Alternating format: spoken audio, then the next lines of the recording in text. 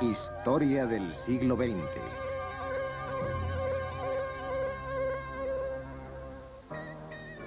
Roosevelt y el New Deal. En 1932, mientras las colas del paro se hacían cada vez más largas en toda América, 13 millones de personas estaban sin trabajo. Casi un tercio de la población confiaba en las donaciones de organizaciones de caridad. No había seguridad social para ayudarles. Era la época de la Gran Depresión. Los desalojos se convirtieron en una imagen común, ya que la gente no podía permitirse por más tiempo seguir con los pagos de su mobiliario y sus viviendas. El presidente republicano, Herbert Hoover, creía profundamente en el esfuerzo personal y no en la ayuda del gobierno. Pensaba que la seguridad social contribuía a la pereza. Sus esfuerzos para detener el alza del desempleo fueron pocos y llegaron demasiado tarde. En ese momento los pobres tenían que vivir en ciudades de chabolas, a las que amargamente llamaban Hoovervilles o Villas Hoover.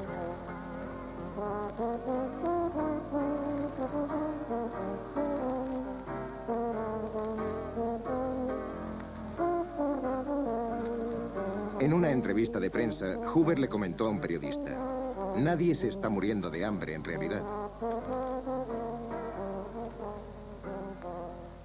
El ambiente en la ciudad y el campo era desesperanzador. Parecía que las cosas no iban a mejorar nunca.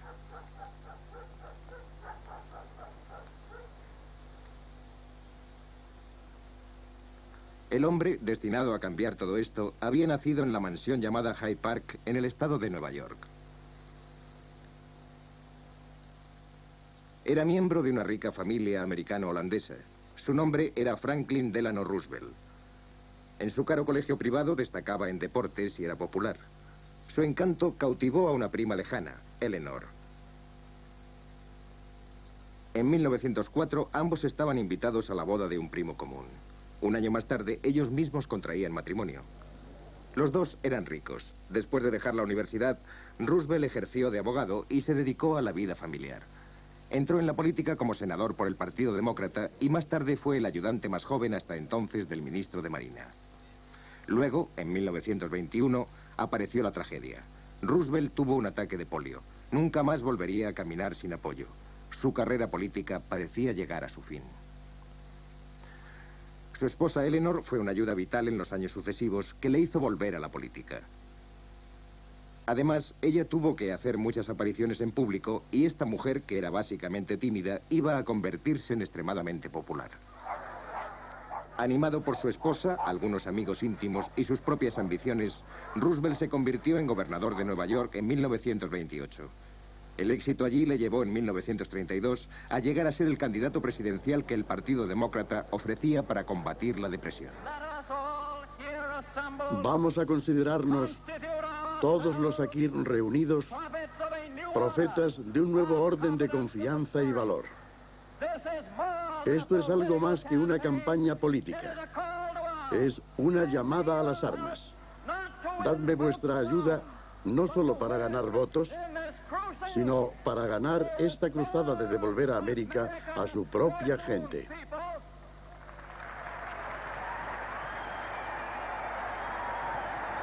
A pesar de su minusvalía, dirigió una vigorosa campaña contra el presidente Hoover. Su mensaje era claro. Él ofrecía a los americanos un nuevo acuerdo, el New Deal, que pondría a los desempleados a trabajar otra vez. No dio planes detallados para acabar con la depresión. A los votantes no les preocupaban mucho los detalles. Lo que querían y obtuvieron fue esperanza y confianza. El resultado nunca se puso en duda. Amigos míos, parece que ha habido una gran victoria esta vez. Así que permitidme agradeceroslo de nuevo, deciros que espero veros a todos muy pronto y desearos buenas noches con afecto.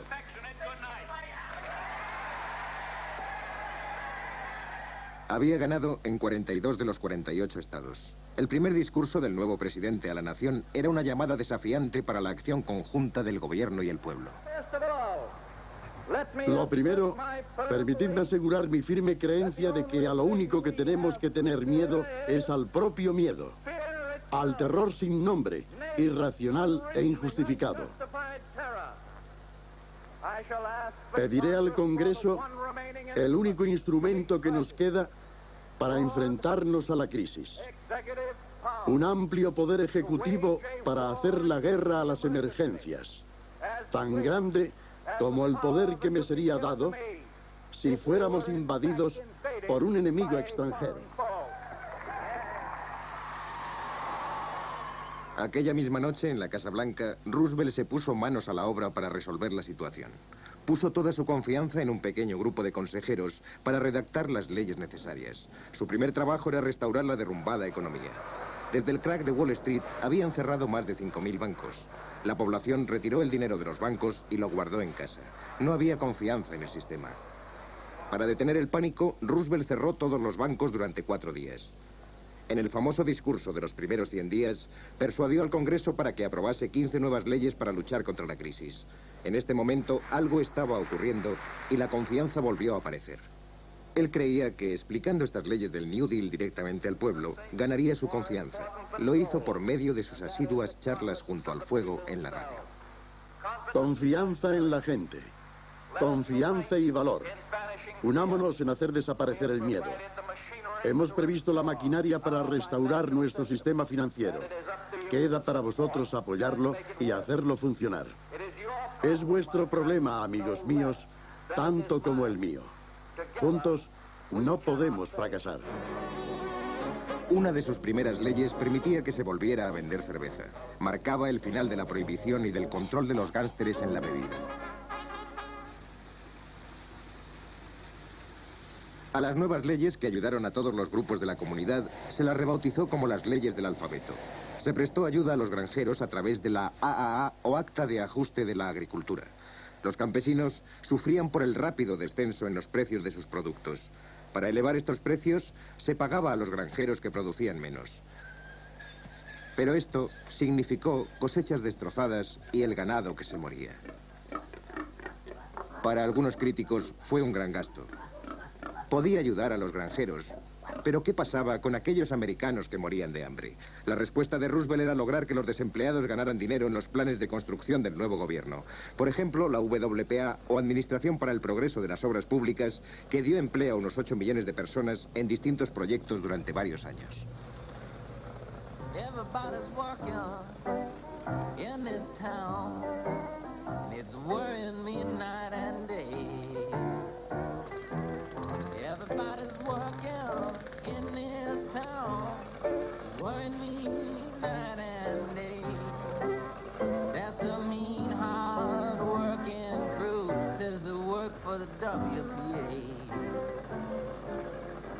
Para hacer que los jóvenes salieran de las autodestructivas colas del paro, se crearon los CCC o Cuerpos de Conservación Civil. Limpiaron miles de acres de terreno y plantaron millones de árboles para evitar la erosión de las tierras.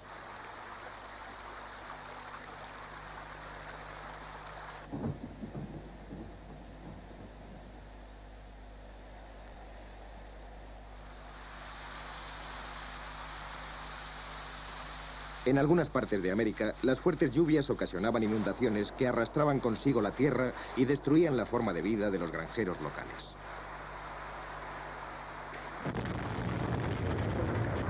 El Valle de Tennessee fue un ejemplo particularmente difícil y una de las más importantes leyes alfabéticas, la TVA, o Autoridad del Valle del Tennessee. Este vasto proyecto del gobierno construyó una serie de presas que controlaban las inundaciones y proveían al valle con electricidad barata por primera vez. Esto enfureció a las empresas privadas que se mantuvieron alejadas del proyecto. El águila azul era el símbolo de la NRA, Administración de Recuperación Nacional, que fue una de las leyes más populares del New Deal y consiguió mucha publicidad porque animó a las empresas a aumentar los sueldos de los peor pagados, mejorar las condiciones de trabajo y otorgó la muy esperada legalización de los sindicatos. Se organizaron grandes desfiles que mostraban el creciente optimismo del pueblo y la sensación de un propósito conseguido. Para millones de americanos en todo el país, parecía que los tiempos más felices habían vuelto de verdad.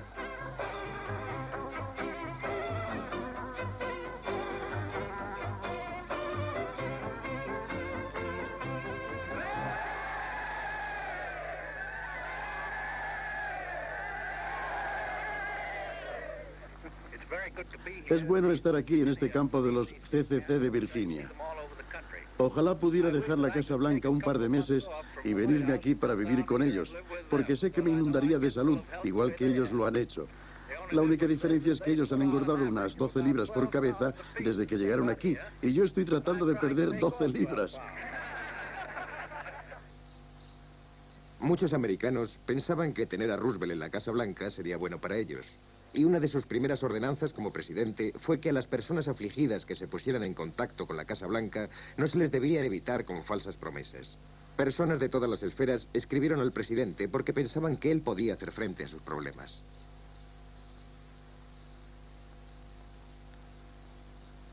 Pero también Roosevelt tenía sus oponentes. Había algunos grupos minoritarios, aunque ruidosos, de socialistas y comunistas que creían que no estaba haciendo lo suficiente por la clase trabajadora.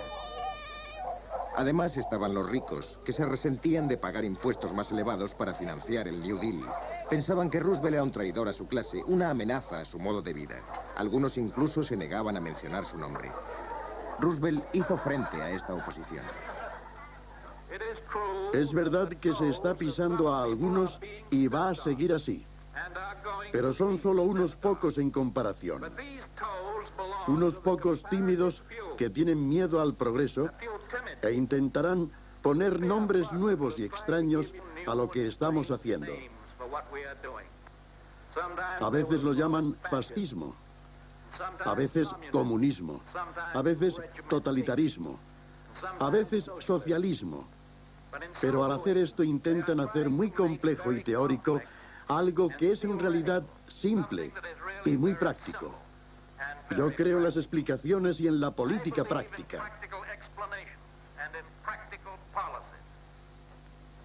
Pero en las elecciones presidenciales de 1936, Alfred Landon, el oponente republicano a Roosevelt, atacó el New Deal como poco práctico y extravagante.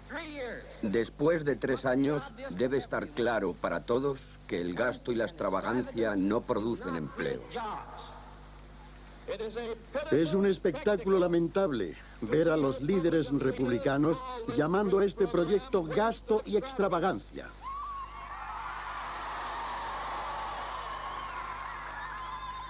Claro que hemos gastado dinero. Se gastó en poner a trabajar a hombres y mujeres necesitados.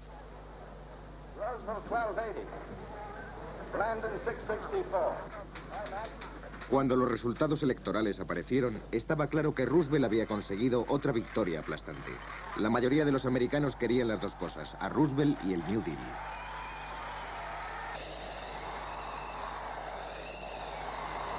Pero se avecinaban tiempos difíciles.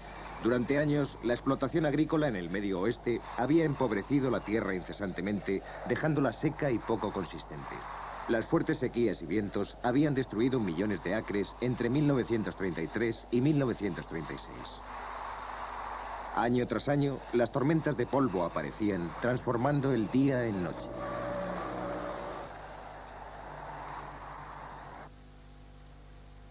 Se creó una enorme cuenca de polvo. Nada crecía. Los animales morían. Muchos propietarios de pequeñas granjas fueron a la bancarrota y los arrendatarios no podían pagar el alquiler. Hubo poca ayuda inmediata que el gobierno pudiera ofrecerles. Así empezó una inmigración en masa desde estas tierras. Miles, atraídos por las historias del oeste de oro, reunieron las pocas pertenencias que les quedaban en carretas desvencijadas y emprendieron el camino hacia California.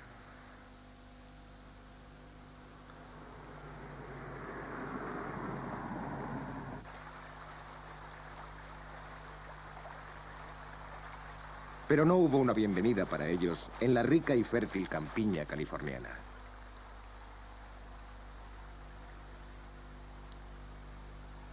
Los que habían sido alguna vez propietarios de tierra eran ahora afortunados al ganar unos pocos dólares en los campos y huertos de este estado. A no muchas millas de distancia, la industria cinematográfica de Hollywood fue uno de los éxitos más brillantes de los años 30. Las estrellas continuaron brillando para aquellos fans que las admiraban.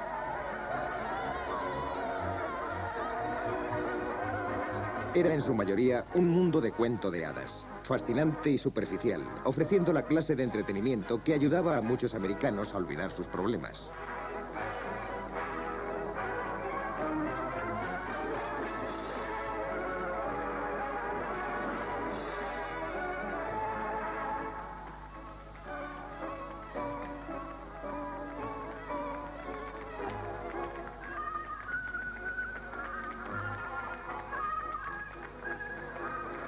Pero en el mundo real, la vida de los refugiados en los campos de trabajo de California distaba mucho de ser lo que se veía en las películas.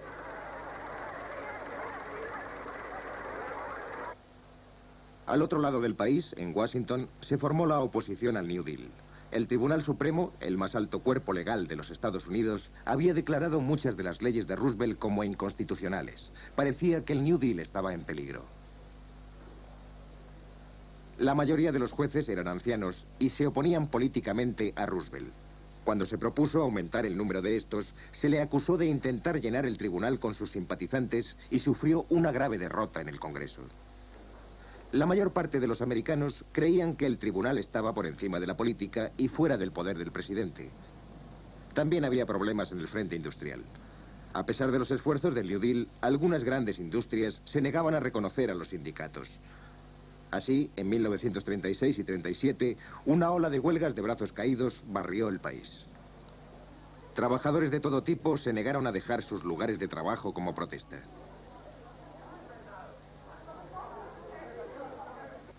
Por todas las áreas industriales de América, especialmente en los sectores del acero, del automóvil y del caucho, los piquetes de huelguistas continuaron.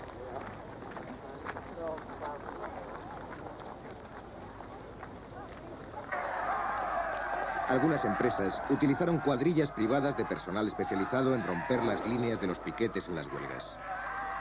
Para muchos empresarios, en 1937, todos los miembros de los sindicatos eran comunistas peligrosos y merecían que se les tratase como a tales.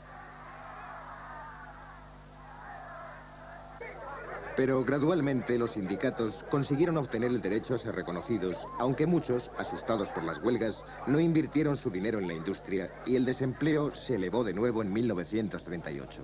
Una vez más aparecieron las colas del paro. Pero al menos ahora, el gobierno estaba listo para representar su papel. Los desempleados no tendrían que pasar más tiempo rebuscando en los cubos de la basura para mantenerse vivos. La seguridad social y las pensiones para la tercera edad se habían establecido.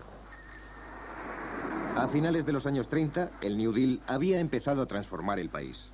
Las empresas del gobierno construyeron carreteras, casas, colegios, hospitales y edificios públicos de todo tipo. Las nuevas presas y otros proyectos no solo dieron trabajo y electricidad a muchas partes del país, sino que hicieron que millones de acres fueran fértiles otra vez.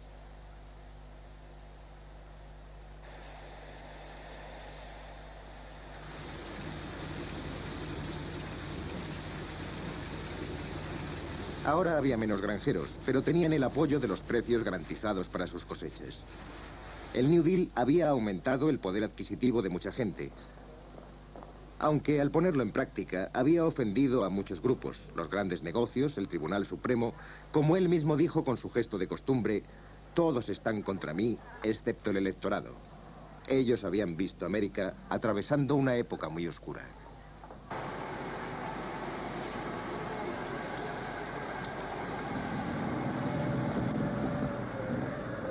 Pero fue un hecho fuera de América, la guerra europea de 1939, con su demanda de armas americanas, lo que puso a la gente a trabajar otra vez.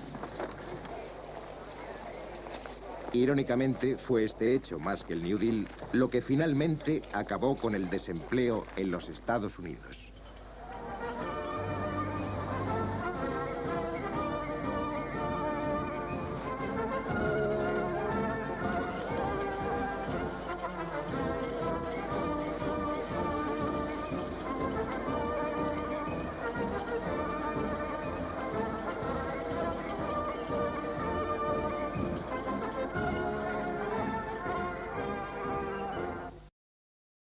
Roosevelt y el New Deal.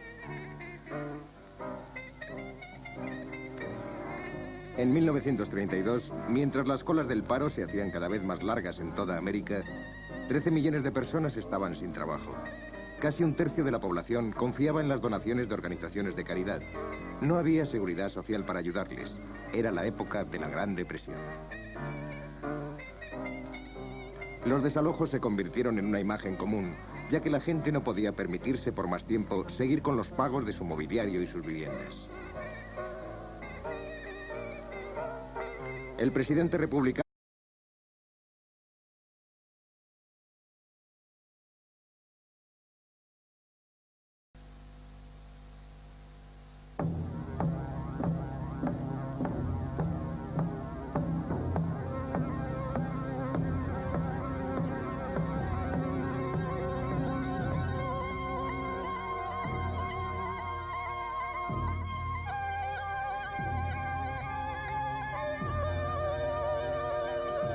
Historia del siglo XX.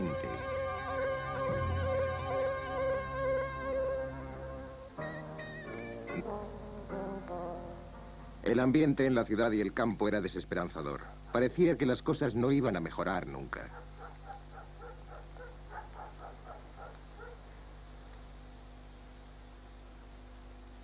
El hombre, destinado a cambiar todo esto, había nacido en la mansión llamada Hyde Park, en el estado de Nueva York. Era miembro de una rica familia americano-holandesa. Su nombre era Franklin Delano Roosevelt. En su caro colegio privado destacaba en deportes y era popular. Su encanto cautivó a una prima lejana, Eleanor. En 1904, ambos estaban invitados a la boda de un primo común. Un año más tarde, ellos mismos contraían matrimonio. Los dos eran ricos. Después de dejar la universidad, Roosevelt ejerció de abogado y se dedicó a la vida familiar. Entró en la política como senador por el Partido Demócrata y más tarde fue el ayudante más joven hasta entonces del ministro de Marina. Luego, en 1921, apareció la tragedia. Roosevelt tuvo un ataque de polio. Nunca más volvería a caminar sin apoyo. Su carrera política parecía llegar a su fin. Su esposa Eleanor fue una ayuda vital en los años. Herbert Hoover creía profundamente en el esfuerzo personal y no en la ayuda del gobierno. Pensaba que la seguridad social contribuía a la pereza. Sus esfuerzos para detener el alza del desempleo fueron pocos y llegaron demasiado tarde. En ese momento los pobres tenían que vivir en ciudades de chabolas a las que amargamente llamaban Hoovervilles o villas Hoover.